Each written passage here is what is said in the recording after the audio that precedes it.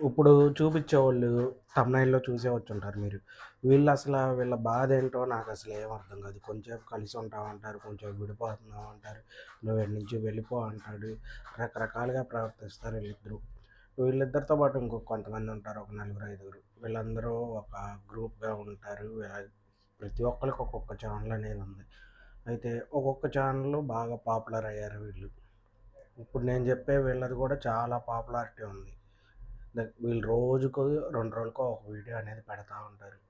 చాలా అంటే చాలా రీచ్ ఎళ్తాకి వీళ్ళు రకరకాలుగా దానికి థంబ్‌నెయిల్ మరి అన్నీ స్క్రిప్ట్ అని నేనైతే అనుకుంటున్నా. మీలో ఎంతమంది స్క్రిప్ట్ అనుకుంటున్నారో కింద కామెంట్‌లో అయితే మెసేజ్ చేయండి. ఎందుకు నేను స్క్రిప్ట్ అనుకుంటున్నానంటే, నిజంగా విడిపోయేవాళ్ళైతే విడిపోతారు. ఇలా వీడియోలు చేసి, అప్‌లోడ్ చేసి, మళ్ళీ ఇంకో రకంగా వీడియోలు చేసి, వాళ్ళ ఫ్రెండ్స్‌ని పిలుచుకొచ్చి మళ్ళీ వీడియోలు చేసి అప్‌లోడ్ చేత్తం. నేను అనుకోవటం అయితే ఇది ఓన్లీ మామూలుగా వీడియోస్ కోసం స్క్రిప్ట్ అనే అనుకుంటున్నాను. మీలో ఎంతమంది స్క్రిప్ట్ అనుకుంటున్నారో కింద కామెంట్‌లో అయితే మెసేజ్ చేయండి.